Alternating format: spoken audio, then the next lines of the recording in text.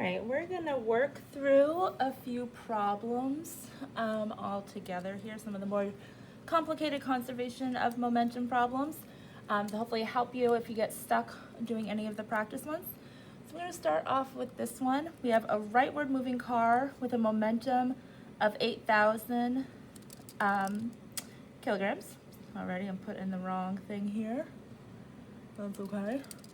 We're gonna do a momentum of car 1, and it's the starting momentum. It's gonna be 8,000 kilograms meter per second.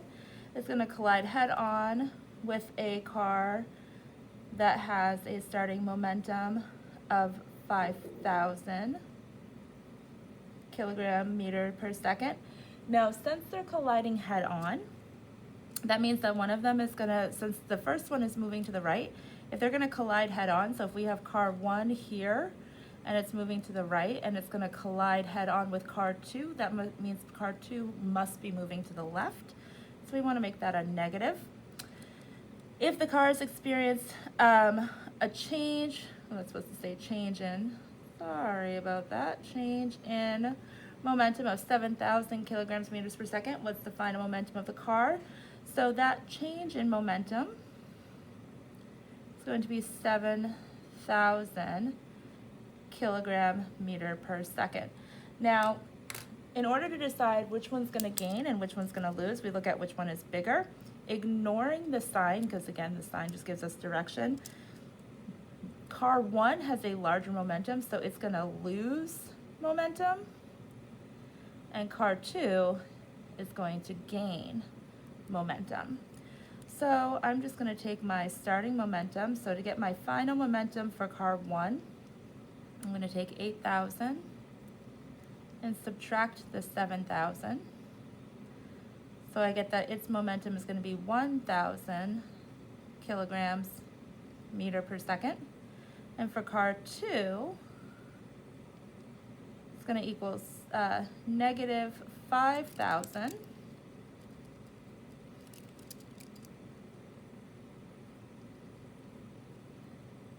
plus 7,000. So then that's going to be a positive 2,000 kilograms meter per second. Okay, so when you're just given the momentums, we don't have to worry about masses, we don't have to worry about velocities. We are simply going to be using those momentums and the change in momentum. It can be helpful sometimes to draw out what's going to happen, but that's completely optional. All right, let's look at another example here. We have a bowling ball with a mass of 10 kilograms rolling 10 meters per second to the right, so I'm going to leave that as positive, is going to collide with a bowling ball with a mass of 5 kilograms, and it is at rest. So that means it has 0 velocity. After the two collide, the 5 kilogram ball ends up rolling 4 meters per second, again to the right, so I'm going to leave that as a positive. And I'm trying to find a couple of things. I'm trying to find the final velocity of the 10 kilogram, and I'm trying to find the impulse of the collision. So let's start with the velocity first. We don't know what that is, but we do know that the conservation of momentum. So if I can find the momentum of the first of the whole system of both of the bowling balls before the collision, so I'm going to do 10 times 10 plus 5 times 0. So I have 100 plus 0, which equals 100 kilograms meter per second. That is my original momentum of the whole kit and caboodle, the whole thing. Now I can take that 100, and instead of having it be just stopping there, I can add the rest of this equation. I know that the the bowling balls are not going to change mass. So, sorry, writing mass instead of writing the number. So I'm gonna have 10 times my final velocity, which I'm trying to find out, plus 5 times the velocity that it ends up at. So that is 10, my final, plus 20 is going to equal that 100. So I subtract 20 from both sides. So that is removed from that side, and I end up with 80 equals 10 times the final velocity. Divide both sides by 10, and I have that 8 equals my final velocity. So it's going to be 8 meters per second is the final velocity. So that's going to give me A here. Now for B, it's asking what is the impulse of the collision. And we need to remember that impulse is the same thing as change in momentum.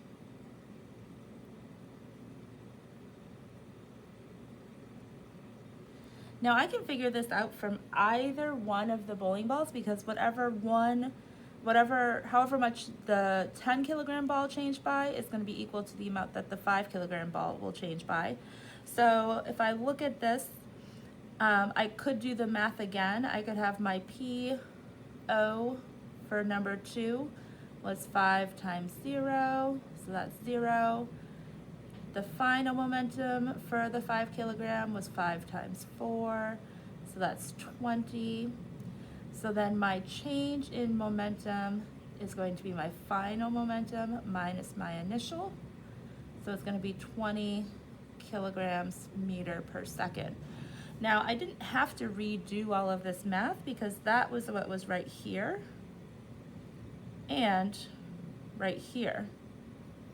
So when I was doing part A, I got the values for part B from part A.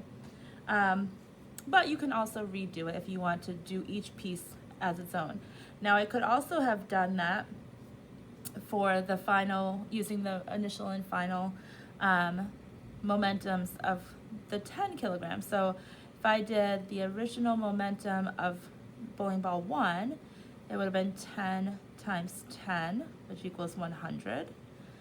The final momentum of object 1 would have been 10 times my answer to part A, which is 8. So that equals 80. And then again, my change in momentum would be 80 minus 100, which equals negative 20. So the impulse is 20, but in this case it's a positive 20 because the second bowling ball gained momentum, and in this one it's negative because the first bowling ball lost momentum. But those are the two answers. So 8 meters per second squared for the velocity, and the impulse would be 20 kilograms meter per second is the impulse.